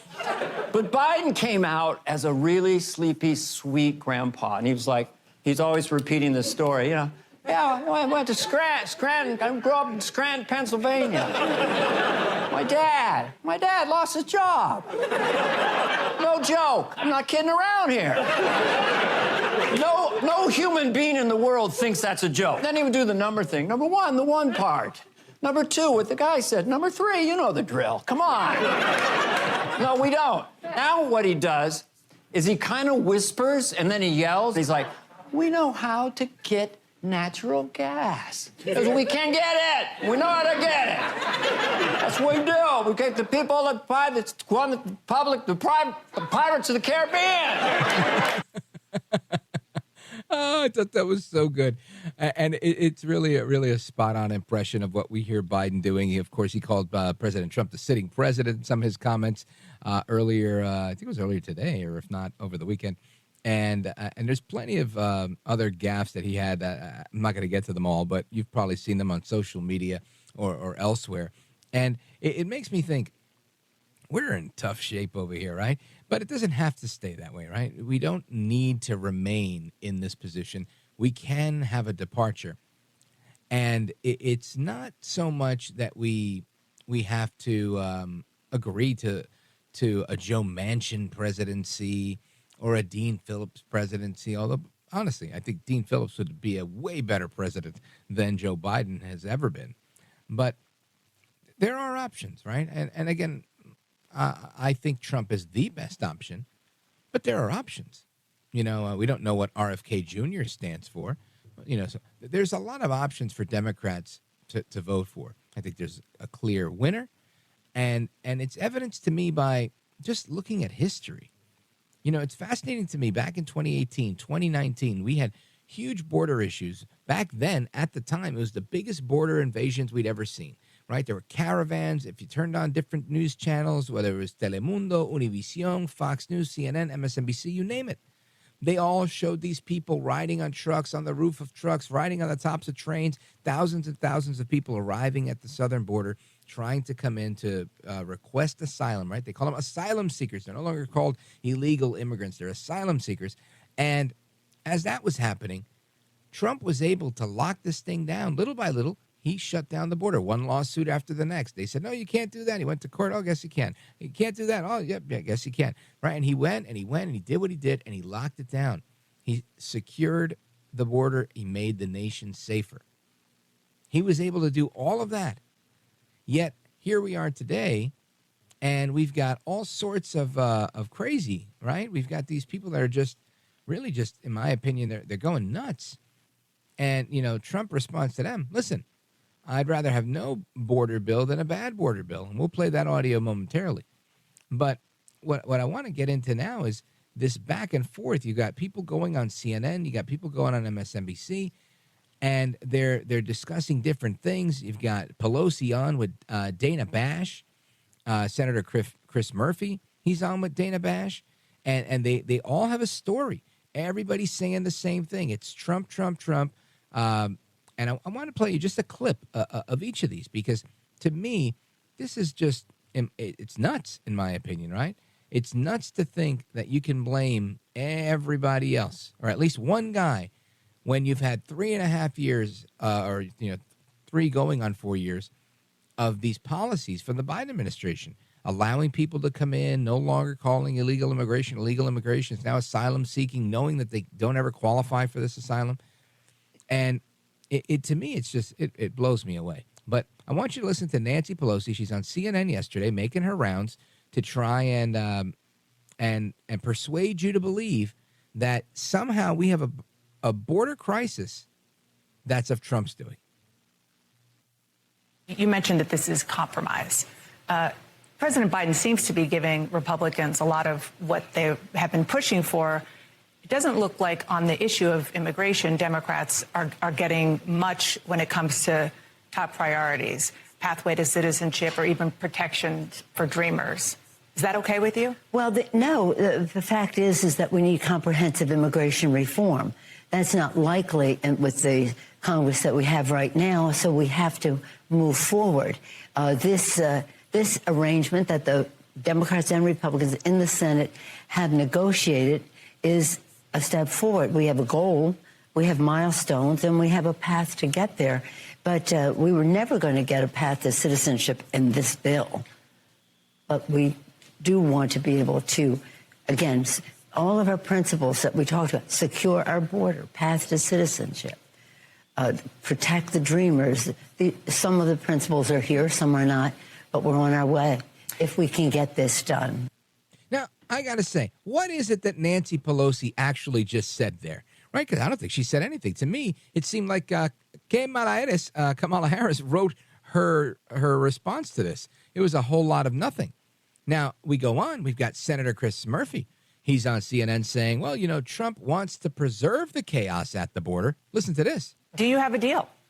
Well, we do have a bipartisan deal. We're finishing the text right now.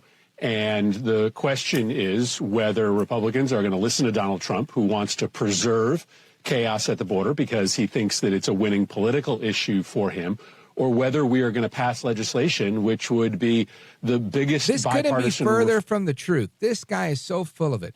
I mean, how are you going to sit here and tell the American people that are watching a CNN, even if they're people that want to be lied to and want to believe the nonsense that you're spewing, how are you going to tell somebody that the president of the United States, the guy who has the nuclear codes, the guy that can supersede any governor in this country who activates a National Guard and can turn that around, this guy has all the power that the most powerful politician in America, and often referred to as the leader of the free world. How are you going to say that this man does not have the ability to shut down the border? I mean, how could you just straight-faced say that? Of course he does. Biden can close the border by just simply having border agents do their job, approving overtime and getting people that are off to go down there. I mean, they have amazing men and women at the border. Maybe some of them are going along to get along with this latest political craziness that's down there, but they're very good at what they do. Back in Uvalde, remember that school shooting? It was the BORTAC, right? It was the border's tactical team that was able to make it there and save the day and shut down that shooter. These guys are skilled. The men and women that work for Border Patrol, that work for USICS, that work for the Department of Homeland Security, these are skilled people. And yes, there's enough of them to shut the border. And if there's not, there's National Guard. And there's the United States military that can support in a non-military, non-law enforcement capacity. I mean, there's a lot of things you can do. Right. Shoot, there's civilians that'll go down there, right? Remember the Minutemen from years ago? Or the convoy of truckers that are headed there now? There's so many options here. But good old Chris Murphy seems to think that this is the way to go forward. He's trying to sell the American people on the idea that this bill could be on the floor of the Senate next week. But it's Donald Trump that's holding it up. You see, it's Trump. And he goes on to say in the next clip that it's just not true that Biden has the authority to close down the border. If he doesn't, as the head of the executive branch, in effect, he is the executive branch, then who does? You're going to tell me that we have to pass a bill to shut the border? What kind of stupidity is that? This is Government 101, Senator. Listen to this. Republicans, including the House Speaker, argue, a lot of them, not the ones you're dealing with, but a lot of them argue that President Biden already has the authority that he needs to secure the border. And they're criticizing this deal that you've been negotiating. What do you make of that, of the notion that President Biden already has tools and he doesn't need more yet? Well, it's just not true. It's a political talking point. Those same Republicans in the House of Representatives who say President Biden has the tools introduced H.R. 2, which is a massive border reform bill. They said it was one of their most important priorities. And so Republicans have said openly that they want to pass border and immigration reform. All of a sudden, they are against border and immigration reform because they are worried it's actually going to pass. And many Republicans in the House and some in the Senate actually have no plans to help the president control the border because they want to keep the border in a chaotic situation for political purposes. Remember, Donald Trump didn't do a much better job. Presentations reached a 10-year high at the border under Donald Trump. You know what's funny is that it did reach a high under Trump, but yet he shut it down, and everybody knows it. The numbers are there to prove it. People weren't trickling in at the tune of 9,000, 10,000, and 12,000 per day. It's this guy, Chris Murphy, Senator Chris Murphy from Connecticut. He might be just as big and as good of a liar as Adam Schiff for Brains Schiff. I mean, he's just making stuff up out of whole cloth. Maybe he believes it, maybe he doesn't. Maybe he's delusional, maybe he's just a liar. But the facts remain. Yeah, like I just made that case. I think we saw the biggest caravans we'd ever seen during the Trump years. They're even bigger now. So to sit here and say that it can't happen or that it only happened under COVID, of course, whatever the impetus was is irrelevant. Title 42 was a very, very effective tool. But guess what? You're the president. You can make things happen. You have all of the disposal. You have all of the military at your disposal, right? All of the government at your disposal. You can do anything you want. To sit here and make this case that Biden doesn't have the ability to secure the border unless he cuts a deal with Republicans who are trying to remain chaotic at the border is just insanity. Even if it were true, that Republicans were all like, no, you know what? We wanted that, but we wanted it, 3 years ago. Now it's too little too late, so we're not going to play ball with you. Biden doesn't need any act of Congress to use his authority to be the commander-in-chief, the executive branch. That's just simply not true. Find me where in the Constitution it says that the president has no authority to protect this country. I'll wait.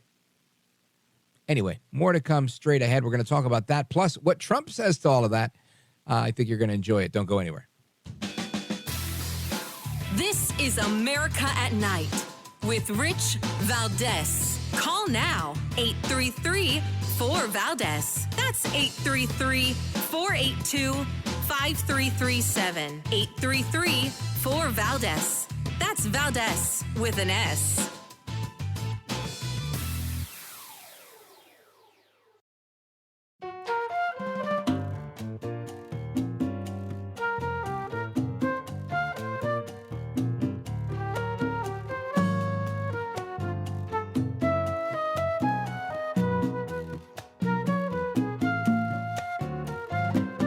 Well, thank you, Rich, and thank you for everything. I know you very well, and I listen, but I have a lot of people that listen, and they love your show, and I appreciate it very much. America at Night with Rich Valdez. Call now, 833-4-VALDEZ. That's 833-482-5337. 833-4-VALDEZ. That's Valdez with an S. All right, amigos, welcome back. And you heard the number, 833-482-5337, 833-4-VALDEZ. We're going to get to your calls momentarily. Also, I've got a couple of social media comments that I want to read to you that I thought were pretty humorous. And we're going to hit the phones right now. Let's go to Reading, Pennsylvania, WEEU, and check in with Katie. Katie, welcome. You're on with Rich Valdez. Go right ahead. Hi. I just wanted to mention a couple things. One, this Take Our Border Back convoy. is very interesting. The reason it's interesting is because it is. And the leader of the pack there, ladies, tell me he's a Harlequin romance guy. Look him up. Well, I'll pass on the good-looking guy. But I think it's great that people are out there driving these trucks down to the border.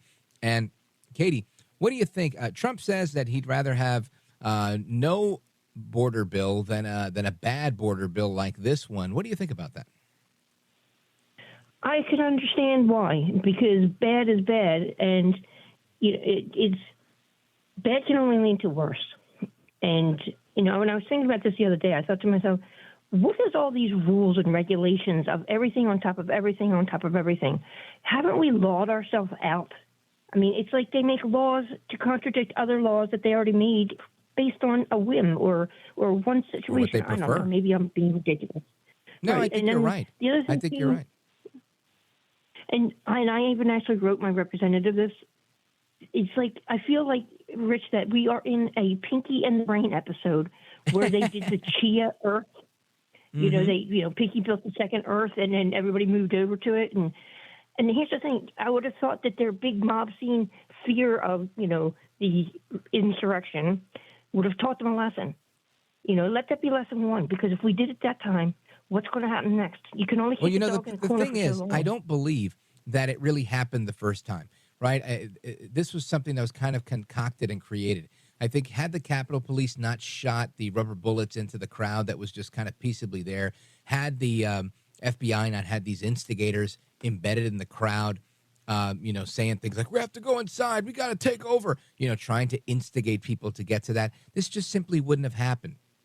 Because the American people are a very civil bunch. I mean, look at Joe Biden, for example, as part of the civil bunch. We're getting attacked by Iran left and right. Iran is not saying in any way, hey, we didn't do that. You're a liar. That was your deep state CIA just trying to make us look bad. Nope, they're not denying it at all. And guess what? Here we are. Dead U.S. soldiers and everything, still taking it on the chin, repeating, we do not want a war with Iran. That's what John Kirby said, right? The National Security Council spokesperson. He said, we do not want a war with Iran. So, Katie, I think you're right. We got to take our borders back. We got to take our country back. And we're going to get to your calls. I see them coming in from all over the place. Montana, Indiana, all over the rest of the country. What's up with Florida? What's up with Oregon? What's up with California? What's up with New York? Looking forward to speaking with all of you guys on either side of the country. 833-482-5337, 833-4-VALDEZ. Don't go anywhere. We're coming right back.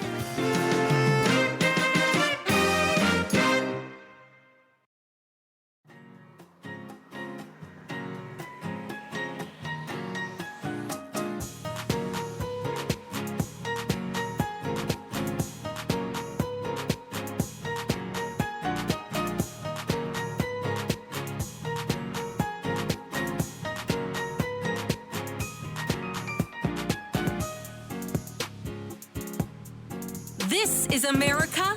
This is Night. This is Rich Valdez. Call now, 833-4-VALDEZ. That's 833-482-5337. 833-4-VALDEZ. That's Valdez with an S.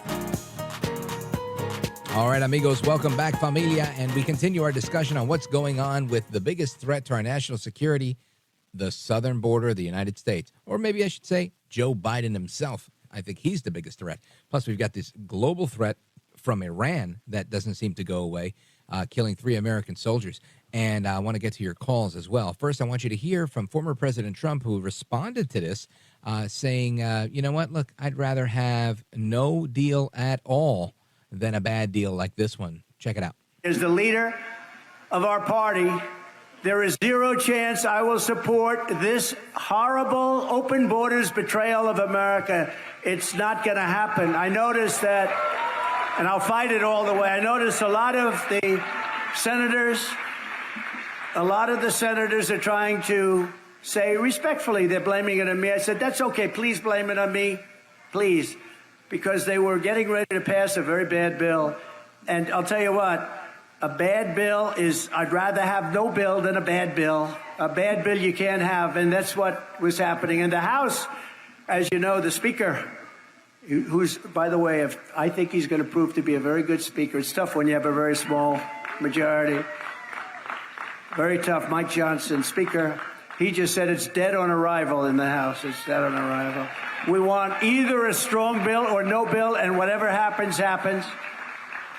But this is the single greatest threat to our country right now, is the people pouring into our country, because we have no idea who they are. The fact is that if Joe Biden truly wanted to secure the border, he doesn't really need a bill. I didn't need a bill. I did it without a bill. I did it with the current laws. I used Border Patrol. I didn't have a bill. I didn't need lots of different things. So there's President Trump's response. He was at a rally in Las Vegas on Saturday delivering these remarks saying, look, I'd rather have no border bill than a bad bill. Go ahead and blame me. Let's go to the phones on this one. Let's go right to the middle of the country, Indiana, WBIW, Bedford, Indiana. Let's check in with Sarah. Sarah, hey, what's up? You're on with Rich Valdez. Hey, good to talk to you again. I think President Trump's absolutely right.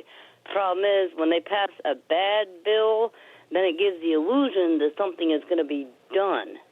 And, there's just no sense in passing something that's, a half measure or full of loopholes or full of defects, because then it gives the illusion that, hey, we passed something, we're doing something. And I think he's dead right. You don't need a million new bills, Look at the Remain in Mexico policy. Look how well that worked, I mean, if you really want to do something, you can do it. And the Democrats don't want to do it. Right. It seems like a lot of, I'm sure there is some reform needed, and the reason that they're at the table is because they're losing, right? They're losing on this issue. So they finally come to the table when, literally we're at the breaking point, and now they want to say it's Trump's fault, it's the Republicans' fault. Nobody's able to look at them and say, well, where were you when this was happening? Where were you when Trump was screaming about this coming down the escalator in Trump Tower? Where were any of them? So I think you're right, Sarah, that Trump has a point here, and I think most Americans agree with him, especially looking at that Harvard-Harris poll that came out a week ago today that says that the number one issue of inflation that was on most people's minds has been replaced by the border. Sarah, I thank you for your call, and I appreciate it. Excellent input. Let's go to Dave in Wichita, Kansas, listening on KQAM. Hey, Dave, you're on with Rich Valdez. Go right ahead. Hey, Rich, it's a pleasure talking with you. Likewise. I hope I got a phone out. It won't cut out on us. But why don't they turn this into a moneymaker? Let's just turn the public on, all the illegal immigrants, and let's pay a bounty. All right. Who's paying the bounty? The U.S. government. Well, it's the U.S. government that's letting them in. Well, if they can send $1 billion overseas on a war that we don't need to be in, they can sure as hell pay the American public to get rid of this mess that's coming in on the border. Oh, I don't doubt that the money exists for them to do it. I just don't see why they would do it, right? To me, if Biden's saying to Mayorkas, look, do whatever you got to do, tie up the hands of the border agents, just make sure you keep letting people back in. And he's using every last bit of taxpayer dollars to fund non-governmental organizations, to fund USAID, to help these people to come into the country, not only when they get here, then to say, hey, look, we're going to, are you here to process an asylum claim? Great. You could be here for a couple of years. We'll get you a work permit. We're going to get you a debit card where you get $2,200 a month. We're going to get you one of those Obama phones so you can have a cell phone to talk to people. And we're going to do everything we can to help you. That's what they're doing. So, I mean, in theory, your plan makes sense that, let's put a bounty on it. But in reality, it would never happen. And the other part of it is if we had a government that would do such a thing, we could do what Trump just said. Just use the Border Patrol, use the border agents, use customs and immigration enforcement people. We have the manpower and the ability. We're the United States of America. We can definitely secure the border. There's not a will. Our government right now, led by Joe Biden and Alejandro Mayorkas, is unwilling to do the right thing at the border. The other part of this is, let's say some private person were to say, I'll give you all this money for these people. Then where do you put them? How do we conduct the deportation? Who is going to hold on to these people once this bounty is hey, I got one. Here we go. Like, it's literally impossible to do this. I wish that there were a way for us to do it. And honestly, these people, in my opinion, are being invited into our country. Joe Biden is rolling out the red carpet. There's no part of this process that's telling them, please don't come to the country. They're getting $2,200 a month on a debit card. They're all allowed to come into the country. They get whatever they can get when they on their way in. They get a cell phone. They get a flight to whatever big city they want to go to. So ultimately, I could never put the fault on the people that are coming to the country that I love, that you love, because they want to love it too. One would think. Now, maybe they're terrorists and they're trying to create a sleeper cell here. Yeah, I don't want those guys here either. But ultimately, if the guy that's in charge of the front door, the back door, and the side door is the same guy telling everybody, yeah, just come in, I'll look the other way. Don't worry about it. You're good. Like getting into a nightclub when you hit off a bouncer. That's where we are. And lamentably, I don't think a bounty on immigrants would ever work because who would pay it? Except for, like you said, the federal government, who's actually allowing this to happen. So the key is change who's at the top of the federal government, and then we won't have this problem anymore, or at least not to the extent we're having it. At least that's how it makes sense to me, Dave. I appreciate the call. Big shout out to everybody on KQAM, Wichita, Kansas. And we will come back momentarily, continuing with the rest of your calls. Don't go anywhere. This is America at Night with Rich Valdez. Call now, 833-4VALDEZ. That's 833-482-5337. 833-4VALDEZ. That's Valdez with an S.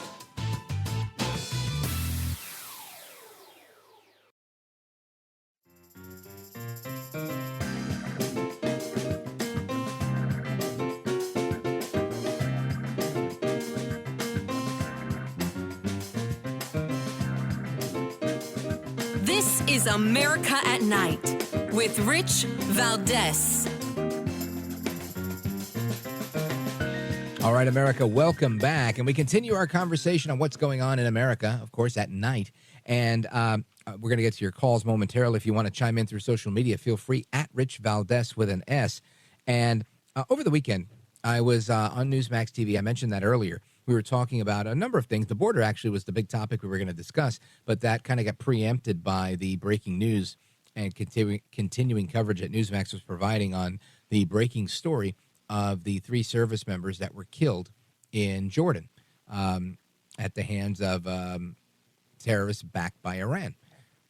So we discussed that, and we had lots of discussion on it, and somebody, I guess, wasn't very pleased with what I had to say, or actually how I looked, honestly. He said, this is Northern Winslow, like northern without the N, Northern Winslow.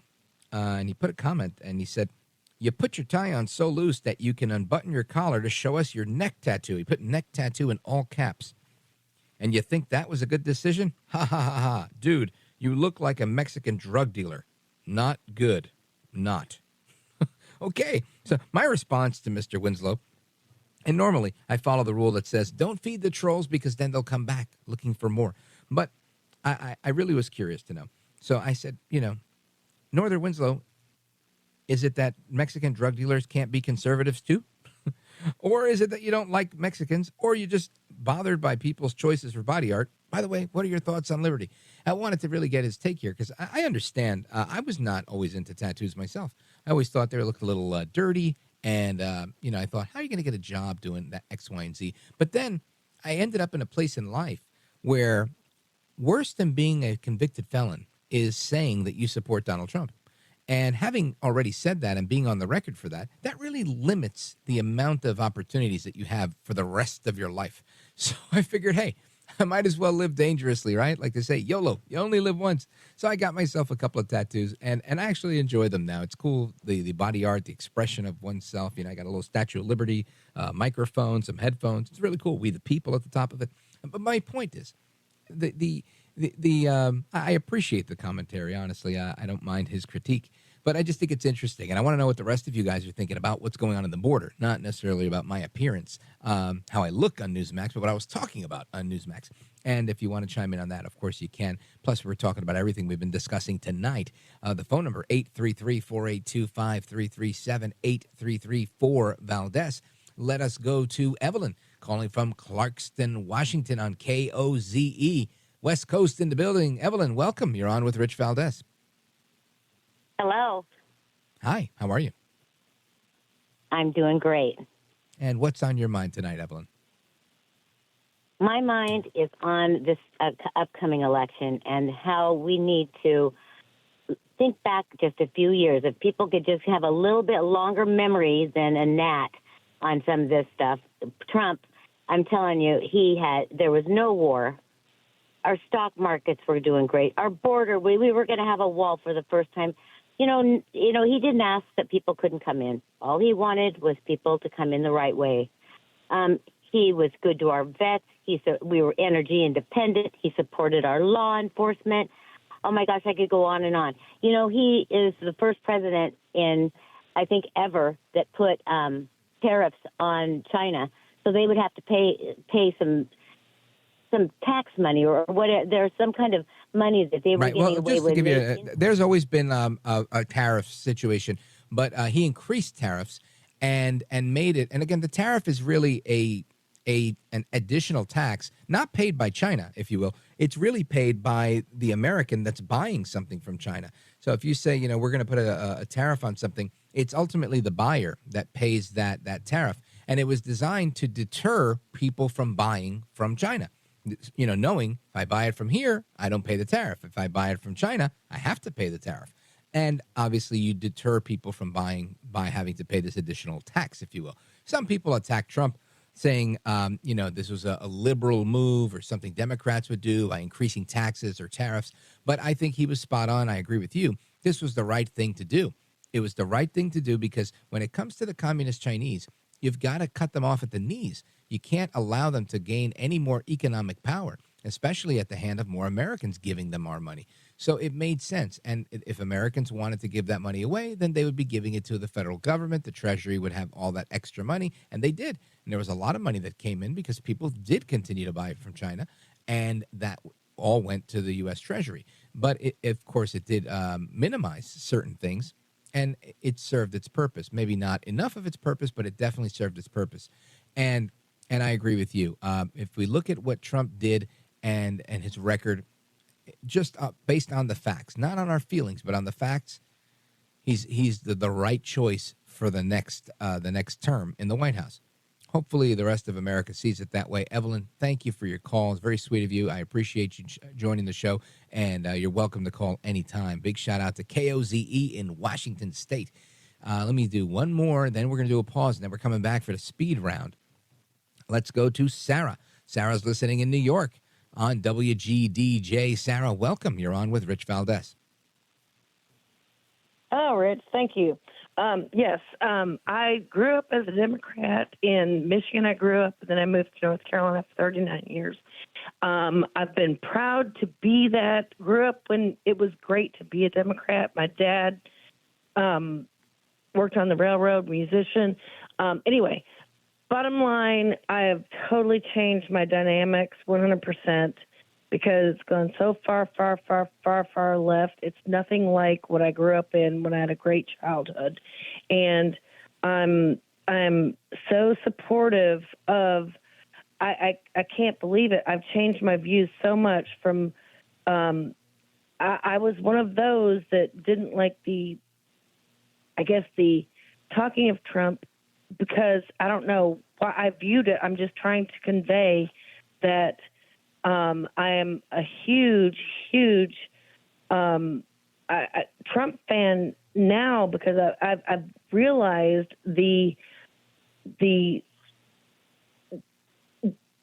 it's not like the fake everything. Now I'm a fan of Newsmax. I've just opened my eyes, and I want everybody to know that how much I realize how people do not realize the truth. Yeah, you know what? I think you're right. This is so important to realize that when you're getting information that's one-sided, when you're getting information that's not necessarily honest, that is definitely biased, even from either side, you have to be able to measure this stuff on your own. And if you have nothing to counter it against, if they're not giving you the truth, I try to give you, I give you my opinion, and most people will know I'm conservative in my political views. I'll give you my opinion, but I'm also going to give you audio of Joe Biden, audio of KJP, audio of Kamala Harris, and everybody else that's out there. because I want you to hear what they had to say, and then we can all respond to what they're saying, because I think that's fair. That's how you have the national conversation. You don't just say Biden's bad, Biden's bad, Biden's bad because I said so, right? You got to show everybody what they're saying, what they're doing, because the proof is in the pudding. Sarah, thanks for your call. Big shout out to WGDJ. Folks are coming right back. It's the Speed Round. Don't go anywhere. This is America at Night with Rich Valdez.